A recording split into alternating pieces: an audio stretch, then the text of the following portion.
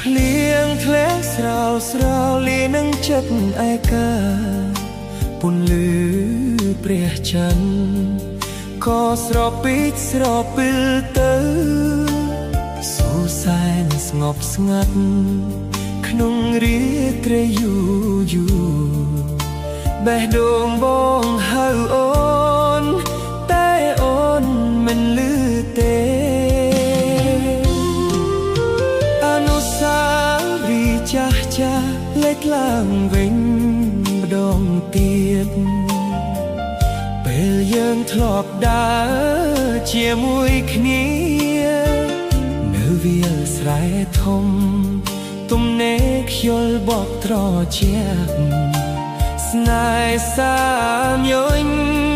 តែពិតប្រាកដកក្នុងចិត្តបងនៅចងចាំថ្ងៃនោះជានិច្ចពេលអូនញញឹមបេះដូងបងរំភើផ្លូវតូចមួយដែលយើងធ្លាប់ដើរជាមួយឥឡូវនៅសល់តែស្នាមចងចាំប៉ុណ្ណោះពេលវេលាប្រែទៅអូនក៏មានជីវិតថ្មីបងនៅទីនេះតែជាមនុស្សដែលស្នេហ៍មិនអាចត្រឡប់ដូចមុនបានទេតែចិត្តបងនៅតែរក្សាអូ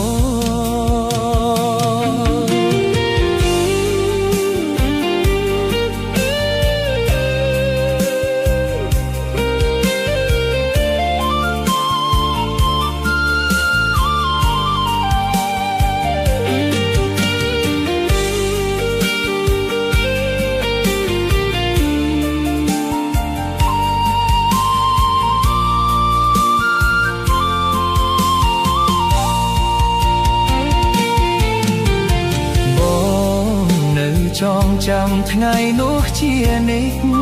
ចពេលអូនញញឹមបេះដូ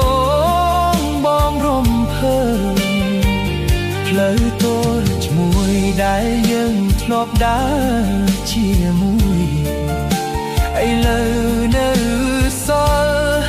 តែស្នាមចងចាំប៉ុណ្ណោះបើជាព្រេងនិស្ស័យមិនអាចភ្ជាប់វិញសូ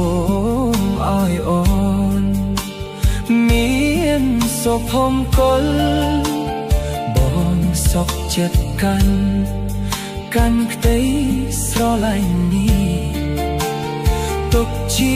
រឿងមួយក្នុងអតីតកាល